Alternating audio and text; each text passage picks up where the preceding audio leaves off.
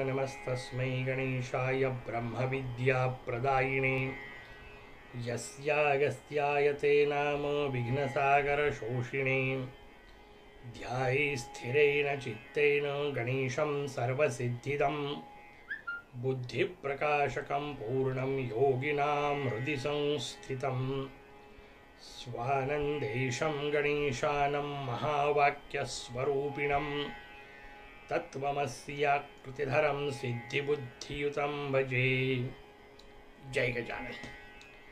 अथर्वशीर्षाच्या माध्यमातून स्वतःच्या उन्नतीचा मार्ग आपण समजून घेतोय. मोरयाला गणपती म्हटलं, ब्रह्मणस्पती म्हटलं, त्वं साक्षात आत्मा असे नित्यमपर्यंत आपण विचार आला.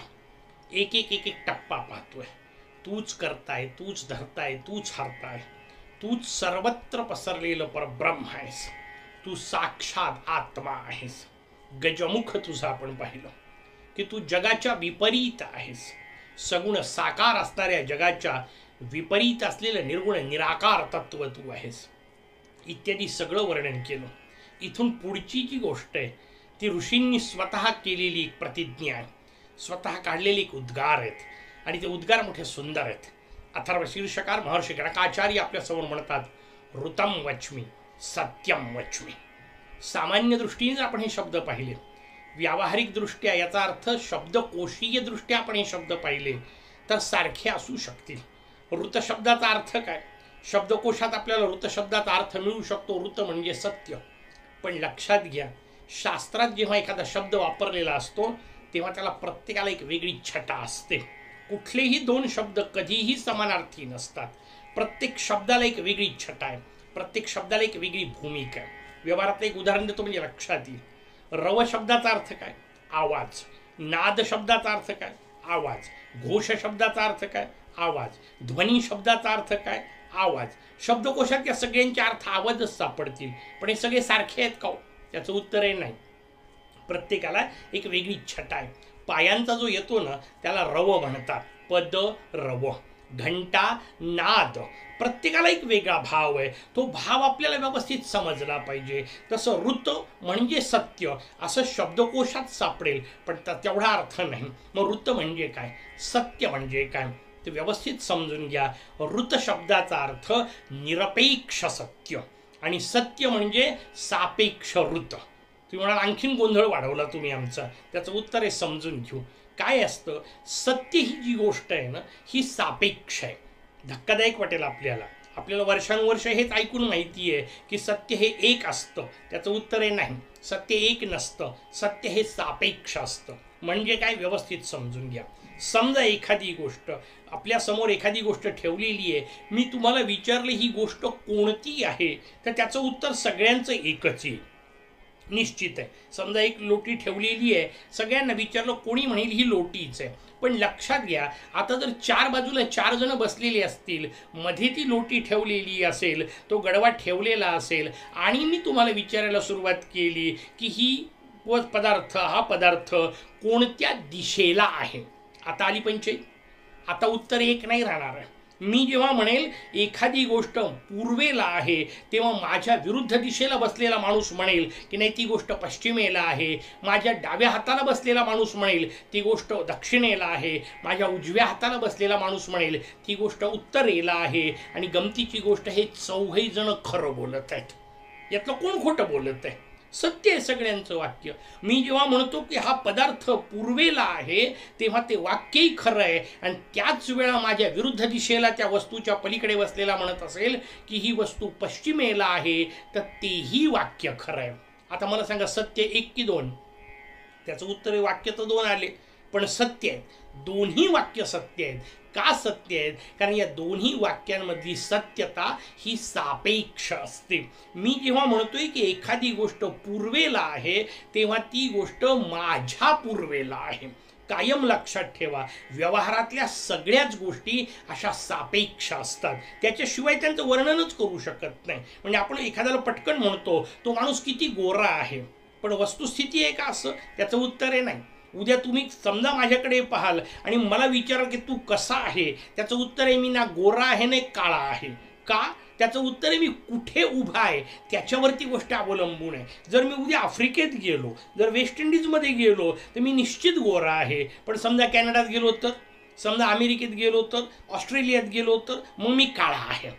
हा भाव समजून घ्या. कारण माझं गोरेपण काळेपण हे सापेक्ष आहे. माझ्या आसपास कोण आहे त्याच्यावर ते ठरणार आहे.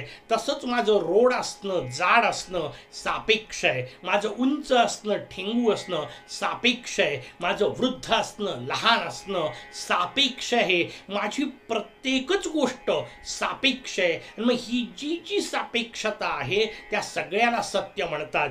त्यावेळा मी लहान आहे हे खरं आहे की नाही? जर माझ्यासमोर माझी आई उभी असेल तर तिच्या दृष्टीने मी लहान आहे आणि मी लहान आहे हे सत्य आहे. पण समोर माझा बालक उभा असेल तर तो म्हणाल बाबा मोठे आहेत आणि त्याचंही सत्य आहे. मी मोठा आहे हेही सत्य आहे. पुत्र सापेक्ष रीतीने मी लहान आहे हेही सत्य आहे. मातृसापेक्ष रीतीने. पण तुम्ही म्हणाल मग या सगळ्याच्या पलीकडं काही? त्याचं उत्तर बिलकुल आहे. आई समोर असो की मुलगा समोर असो मी पुरुष आहे मनुष्य आहे हे निरपेक्ष सत्य आहे. मग त्या आईच्याही समोर मी पुरुषच आहे, मुलाच्याही समोर मी पुरुषच आहे. आईच्याही दृष्टीने मी त्याच लहान वयाचा असेल आकाराचा असेल हा भाग जाऊ द्या, मी पुरुष असणे हे माझं निरपेक्षत्व आहे. आणि मग हे जे निरपेक्ष स्वरूप असतं ना याला शास्त्राने ऋत असं म्हटलं, जे न बदलणारं आहे, जे कायम आहे. आचार्य आपल्याला सांगतायत, महर्षी गणकाचार्य ऋतम वच्मी, मी ऋत सांगतो, न बदलणारं सांगतो, स्थिर सांगतो, कायमचं सांगतो. आणि स्थिर काय असतं त्याचं उत्तर शास्त्राने दिलं, फक्त वेद वचन. कारण ते निरपेक्ष आहेत. निरपेक्ष का म्हणतात त्यांना? वेदांना शास्त्रांना आपल्याकडे निरपेक्ष म्हटलं गेलं त्याचं कारण व्यवस्थित समजून घ्या. वेदांना तुमच्या माझ्याकडून काही अपेक्षा नाही, शास्त्रांना तुमच्या माझ्याकडून काही अपेक्षा नाही. शास्त्रांनी सांगितलं कसं वागावं, शास्त्रांनी सांगितलं कसं वागू नये. लक्षात घ्या, नुसतं सांगितलं त्यानुसार तुम्ही वागले, फायदा तुमचा आहे शास्त्राचा नाही. त्यानुसार तुम्ही नाही वागले, नुकसानही तुमचं आहे शास्त्राचं नाही. शास्त्र तुम्हाला करायला काय असायला पाहिजे ते सांगतं, काय करू नये ते सांगतं. करायचं की नाही हा तुमचा प्रश्न आहे. आणि म्हणून शास्त्र निरपेक्ष आहेत. हे आम्ही सगळं तुला सांगतो म्हणून आम्हाला काहीतरी दे असं ते शास्त्र म्हणतच नाही. तुमच्या कल्याणाकरता मार्ग सांगून ठेवलाय. जायचं की नाही, पोचायचं की नाही, मार्गाचा वापर करायचा की नाही हे स्वातंत्र्य तुमचं तुम्हाला आहे. ते शास्त्रांनी दिलेलं आहे. आणि म्हणून शास्त्र निरपेक्ष आहे, वेद निरपेक्ष आहे, श्रुती निरपेक्ष आहे, उपनिषद निरपेक्ष आहे. आपल्या दृष्टीने बोलायचं तर अथर्व शीर्ष निरपेक्ष आहे. याचा अर्थ या सगळ्या शास्त्रात जे सांगितलं ते मी सांगतोय म्हणून ऋतम वच्मी. हे सगळं शास्त्राचं ज्ञान मी सांगतोय, निरपेक्ष ज्ञान मी सांगतोय. पण लक्षात घ्या ही केवळ पोपटपंची होऊ शकते. कारण मी शास्त्रात पाठ केलेलं सांगतोय, माझं कुठं काय सांगतोय. एक मजेदार विषय आपल्याला समोर मुद्दाम निघाला म्हणून सांगतो. नागपूरचे असलेले, विदर्भाचे असलेले राष्ट्रसंत तुकडोजी महाराज, सगळ्यांना माहिती असलेले राष्ट्रसंत तुकडोजी महाराजांच्या जीवनातला एक मजेदार प्रसंग आहे. राष्ट्रसंत त्यांच्या गुरु महाराजांकडे जाऊन बसायचे, अडकोजी महाराजांकडे. अडकोजी महाराजांच्या समोर हे सुंदर आवाजात आपले भजनं सादर करायचे. मला पहाडी आवाज होता, त्या हिशोबात गाणं सुरू करायचं. आणि तुकोबारायांचं एक अद्वितीय भजन काहीतरी म्हणत होते. आणि जगद्गुरू तुकोबारायांचं भजन म्हणताना स्वाभाविक शेवटची नाममुद्रा आली, तुका म्हणे. आणि अडकोजी महाराजांनी त्यांच्या हातात असलेली वस्तू तुकडोजी महाराजांना फेकून मारली. डोक्याला खोच पडली, रक्त भळभळा वाहू लागलं. आणि त्यानंतर महाराज अर्थात गुरु आहेत आपले, त्यांनी केलं तर काहीतरी कारण असेल या हिशोबामध्ये शरणागती घेतली, पायावर मस्तक ठेवलं आणि विचारलं काय चुकलं. अडकोजी महाराजांचं वाक्य फार अद्भुत आहे. ते म्हणाले किती दिवस तुका म्हणे, तुकड्या काय म्हणे. ही भूमिका समजून घ्या म्हणजे सत्यम वचमीचा अर्थ आपल्याला कळेल. तुकाराम महाराजांनी सांगितलं ते सगळं बरोबर आहे, ज्ञानोबांनी सांगितलं ते सगळं बरोबर आहे, तुकोबांनी सांगितलं ते सगळं बरोबर आहे. पण ते त्यांनी सांगितलेलं आहे. वेदांनी सांगितलं, ऋषींनी सांगितलं, मुनींनी सांगितलं, शास्त्रांनी सांगितलं, पुराणांनी सांगितलं, हे सगळं बरोबर आहे. पण हे सगळं त्यांनी सांगितलेलं आहे. माझं काय, माझा अनुभव कुठे आहे. आत्तापर्यंत जे आपण म्हटलं त्वम केवलम करतासी, त्वमेव केवलम धरतासी, त्वमेव केवलम हरतासी, बरोबर आहे. शास्त्रांनी सांगितलंय, पण हे शास्त्रांनी सांगितलेलं मी म्हणतोय, माझा अनुभव कुठे आहे? गणकाचार्य महाराज आपल्याला सांगतायत, ऋतम वच्मी सत्यम वच्मी. नुसतं ऋत असून उपयोग नाही, शास्त्रज्ञान नुसतं असून उपयोग नाही, त्याच्यासोबत माझा अनुभव असला पाहिजे. याचा अर्थ ती माझ्या आचरणाची भूमिका असली पाहिजे, माझ्या अनुभवाचा विषय असला पाहिजे, कारण तरच तो बोलण्याचा मला अधिकार आहे. अनुभव रहित बोलणे ही केवळ पोपटपंची मी जो शब्द वापरला तशा पद्धतीचे उपयोगी नाही. म्हणून आपल्याकडे श्री गुरूंचं वर्णन करताना दोन सुंदर शब्द वापरले. कसं असले पाहिजे श्री गुरूंचे व्यक्तिमत्व, ते विभूतिमत्व कसं असतं, त्याकरता शास्त्राने शब्द वापरला श्रोत्रियम ब्रह्मनिष्ठम. एक सांगितला श्रोत्रिय असले पाहिजे, त्यांचा व्यवहारातला सगळा भाग जो आहे त्याचा अर्थ आहेत, पण श्रोत्रिय शब्दातला पुढचा आपल्याला समजून घेण्यासारखा उपयोगी अर्थ श्रवणीय असले पाहिजे. श्री गुरूंचं बोलणं ऐकत राहावंसं वाटलं पाहिजे, अद्वितीय त्याच्यामध्ये माधुर्य असलं पाहिजे. ते श्रवणीयत्व एका बाजूला विषय आहे, पण नुसतं श्रवणीय असून उपयोग नाही. ब्रह्मनिष्ठम तो त्यांचा अनुभव असला पाहिजे, नाहीतर नुसतंच गोड बोलणं आणि व्यासपीठावरून खाली उतरल्यानंतर जर आचरण व्यवस्थित नसेल तर पंचायत काय होते लक्षात घ्या. जर सांगणेवाला स्वतः त्या कृतीनी जगणारा नसेल तर ऐकणेवाल्याला बरं वाटू शकतं, परिवर्तन होत नाही. आणि आपल्याला परिवर्तनाचा विषय समजून घ्यायचा आहे. नाथबाबांच्या जीवनात एक मजेदार कथा आहे, विषय निघाला म्हणून आपल्याला सांगतो. नाथ महाराजांकडे एक महिला आली. त्या महिलाने आल्यानंतर सांगितलं, मुलगा गूळ खूप खातो, त्याच्यामुळे त्याच्या पोटात कृमी होत आहेत, काहीतरी उपाय सांगा. नाथांनी सांगितलं 8 दिवसांनी घेऊन ये. महिला गेली घरी, वापस आली 8 दिवसांनी. 8 दिवसांनी नाथांनी मुलाला मांडीवर बसवलं, डोक्यावरून हात फिरवला आणि फक्त एकच वाक्य सांगितलं, बेटा गूळ खाऊ नये, चांगला नसतो. मुलाने गूळ सोडला. आता त्या आईला बरं वाटावं की नाही, आपल्या मुलाने गूळ सोडला याचं. तिला त्याचं नाही वाटलं काही, तिला वाटलं हेच सांगायचं होतं तर 8 दिवस आधी नव्हतं सांगता येत का. बाई पुन्हा नाथांकडे आल्या. आल्यानंतर नाथांना म्हणाल्या, तुम्ही त्या दिवशी सांगितलं, मुलांनी त्याच्यानंतर गूळ सोडला, मग एवढंच वाक्य सांगायचं होतं तर 8 दिवस आधी का नाही सांगितलं. नाथांनी दिलेलं फार सुंदर उत्तर आहे. नाथ महाराज म्हणतात, बाई 8 दिवसाच्या पूर्वी मी गूळ खात होतो, मी कोण्या तोंडाने सांगणार त्या मुलाला गूळ सोड म्हणून.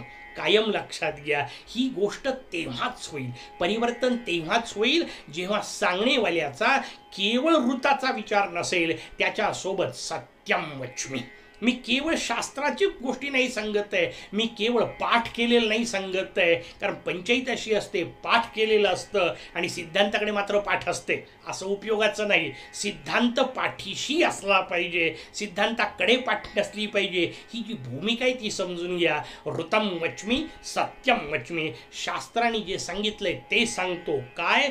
त्वमेव केवलम करतासी, त्वमेव केवलम धरतासी, त्वमेव केवलम हरतासी. आणि केवळ शास्त्र सांगता नाही, माझाही अनुभव आहे. याचा अर्थ माझ्याही मनात ही भूमिका आता पक्की ठसलेली आहे. आणि मग अशी जेव्हा माझी अवस्था असेल तेव्हा मी शरणागती करू शकतो, कारण तुझ्याशिवाय दुसरा कोणीच आता मला नाही. हेच तर शरणागतीचं सूत्र आहे. ते शरणागतीचं सूत्र घेऊन जेव्हा आपण भगवंताच्या समोर जातो तेव्हा मग भगवंताला प्रार्थना आहे. कोणती? अवत्वम माम, तू मला वाचव.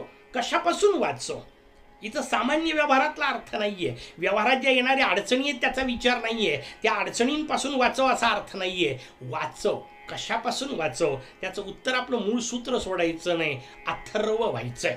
मला अथर्व होण्याच्या मध्ये ज्या ज्या काही अडचणी येतील, माझ्या अथर्व होण्याच्या मध्ये ज्या काही समस्या येतील, त्या समस्यांपासून मोरया तू मला वाचव, त्या समस्यांपासून माझं रक्षण कर.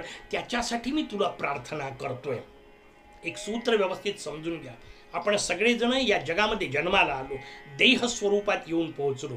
पण ही येऊन पोहोचण्याची रचना कशी आहे पुढे आपल्याला पाहायचंच आहे, त्याच्यावर अधिक विवेचन. पण ही रचना आपल्याला समजून घेतली पाहिजे. शास्त्रकारांनी नियम सांगितला, एकटंच एकटं परब्रह्मतत्व होतं. एकटाच एकटा मोरया स्वतःच्या आनंदामध्ये म्हणून स्वानंदामध्ये वेगळ्या अर्थाने रममान होता. त्याला एक दिवस मनात विचार आला, स एकाकी न रमते, उपनिषदकारांनी वर्णन केलं.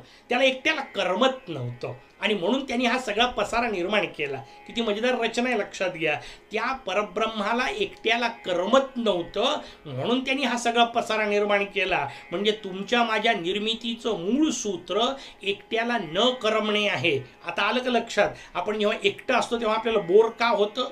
कारण निर्मितीच आपली त्याच्यातून झाली आहे, भूमिकाच आपली ती आहे. आपल्याला एकट्याला करमत नाही, ही रचना निर्माण होते. ती रचना परब्रह्माची झाली. त्यांनी स्फुरण केलं, एकोहम बहुश्याम प्रजायेय, मी एकटाच अनेक रूपामध्ये नटो. मग त्यांनी आपली योगमाया जागृत केली. तिला गणपत्य संप्रदायात वल्लभा असं म्हणतात. त्या वल्लभेशी भगवंताचं मिलन झालं आणि भगवान वल्लभेश स्वरूपात प्रगट झाले. दशभुज असं हे प्रकारचं स्वरूप आहे. मग त्यांच्यापासून 5 ईश्वर तयार होतात म्हणून ते दशभुज. कारण या 5ची शक्ती एकत्रित स्वरूपामध्ये, असं त्यांचं वर्णन आपल्या समोर आहे. ते भगवान दशभुज प्रगट होतात. त्यांच्यापासून ब्रह्मा विष्णू महेश्वर इत्यादी पंचेश्वर प्रगट होतात. मग त्यापासून पुढची एक एक रचना सांगितली. आकाश निर्माण झालं, आकाशातून वायू निर्माण झाला, वायूतून तेज निर्माण झालं, तेजातून जल निर्माण झालं, जलातून पृथ्वी निर्माण झाली, पृथ्वीपासून आपण निर्माण झालो. हे सगळे पंचमहाभूत एकत्र येऊन तुमचा माझा देह तयार झाला. आपण म्हणजे स्वतःला सध्या आपण देह पातळीवर समजतो त्या दृष्टीने विचार करू. आपले हे सगळे देह निर्माण झाले. आता पुढचा हिशोब समजून घ्या. हे सगळे देह निर्माण होईपर्यंत आपण आलो. हे सगळी रचना जी आहे ही रचना पूर्ण केव्हा होईल? आपल्याकडे पूर्णत्वाचं प्रतीक शून्याला म्हटलं.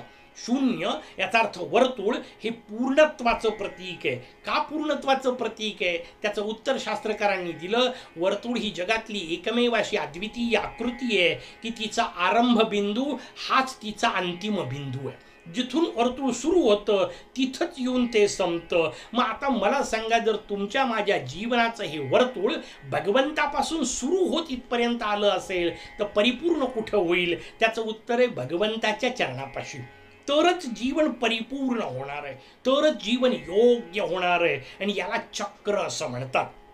म्हणून किती मजेदार रचना आहे, लक्षात घ्या. जे आता दशभुज स्वरूप सांगितलं त्याच्याही हातात वरती चक्र असतं. स्वरूपाचं वर्णन चक्राब्जात शिखाम इथूनच सुरू होतं. हातामध्ये चक्र घेतलेलं आहे. सगळ्या देवता जेव्हा अधिक हाताच्या वर्णन केलेल्या असतात तेव्हा चक्र निश्चितपणे असतं. कारण चक्र ही भारतीय संस्कृतीने दिलेली एक अद्वितीय रचना आहे. कारण परिपूर्णतेचा विचार आहे. लहानपणी शाळेत नाही शिकलो का आपण वेगवेगळे चक्र? म्हणजे ढगातून पाणी पडतं, पाण्याचा प्रवाह होतो, प्रवाहाचा नाला होतो, नाल्याची नदी होते, नदीची महानदी होते, महानदी समुद्रात जाऊन मिसळते, समुद्राच्या पाण्याची पुन्हा वाफ होते, त्याचे पुन्हा ढग होतात. जलचक्र पूर्ण झालं. पण लक्षात घ्या या चक्राची रचना. कुठलंही चाक असो, अगदी सायकलचं असलं तरी चाक पुढेच गेलं पाहिजे. मागे गेलं की पंचायत होते. कारण उलटं जर फिरलं चाक तर पडणारच आहात तुम्ही. आता मला सांगा, हीच रचना समजून घ्या. जलचक्राचं जे उदाहरण घेतलं तेच समजून घेऊ. महानदीचं पाणी समुद्रात गेलं, त्याची पुढं वाफ होण्याच्या ऐवजी जर समजा समुद्राचं पाणी 2 मिनिटाकरता नदीत वापस आलं, काय होईल? त्याचं उत्तर ना व्याख्यान द्यायला मी राहतो, ना प्रवचन ऐकायला तुम्ही राहता. ही रचना आहे, लक्षात घ्या. चक्र पुढंच जात राहिलं पाहिजे. चक्र मागं येणं वाईट आहे. मी विकसित होत होत होत होत आलो. पंचमहाभूत निर्माण झाले, त्यातून 4 प्रकारचे देह झाले. तुमच्या माझ्या जन्माच्या पूर्वी भगवंतानी तब्बल 83,99,999 प्रयोग केले होते. त्याच्यानंतर मी जन्माला आलो ना मनुष्य म्हणून. 84 लक्ष योनी वर्णन आपल्याकडे केलं. या सगळ्या योनींचा विकास होत होत मनुष्य देहापर्यंत मी येऊन पोहोचलो. आता माझं चक्र पुढं जायचंय. कुठे? त्याचं उत्तर आहे जिथून सुरू झालं तिथे. मग माझ्या जीवनाची रचना आता कोणती असली पाहिजे? भगवंताचे चरण हेच ध्येय असलं पाहिजे. त्या दृष्टीने माझी गती असली पाहिजे. त्याच मार्गावर माझी मार्गक्रमणा असली पाहिजे, वाटचाल असली पाहिजे. तर मी योग्य दिशेला आहे, लक्षात घ्या. उलट जाता उपयोगी नाही. माझं म्हणणं चक्र पुढं नाही गेलं तर एक वेळ चालेल, वापस नाही गेलं पाहिजे ना. मग पशुमधून विकसित होत होत असंख्य जन्म करत करत आपण या जन्मात येऊन पोहोचलो. असंख्य जन्मात पशुच होतो. त्या पशुत्वातून इथपर्यंत येऊन पोहोचलो. आता इथून मला माझ्या नरत्वातून नारायणत्वापर्यंत पोहोचायचंय, देवत्वापर्यंत पोहोचायचंय. नाही जाता आलं तर चालेल एक वेळ, निदान पशु तर पुन्हा होऊ नका. पुन्हा पशुत्वाकडे तर आपली वाटचाल नसली पाहिजे. तुम्ही म्हणा पुन्हा पशुत्वाकडे म्हणजे काय? पहिल्या दिवशी सांगितलं तसं आहार निद्रा भय मैथुनमच्या सामान्यमेतत् पशुभिर्नराणाम. तीच रचना नसली पाहिजे. मी आता फक्त याच्यात नाही अडकलो पाहिजे, याच्या पलीकडे मला काहीतरी करता आलं पाहिजे. कसं समजून घ्यायचं मी माणूस झालो? त्याचं उत्तर समजून घ्या. जे पशूंना करता येणार नाही ते जर मला करता येत असेल तर मी मनुष्य झालो, तर मी मनुष्यहून उपयोग आहे. काय काय करता येत नाही बाकीचं सगळं जाऊ द्या. जगातल्या कुठल्याही पशुला हसता येत नाही. सगळे पशु रडू शकतात, लक्षात घ्या. मीही जर रडतच असेल तर माझ्यात आणि पशुत काही फरक नाही. निदान माणूस आहे हे समजून घ्यायकरता तरी, सिद्ध करण्यासाठी तरी हसता आलं पाहिजे. जीवनात हसत राहा आणि मोरयाला प्रार्थना करत राहा, मला पशुत्वाकडे नेऊ नको, तुझ्या दिशेने समोर सरकव. त्याला म्हटलं अवत्वम माम. बाकीचं उद्या. जय गजानन.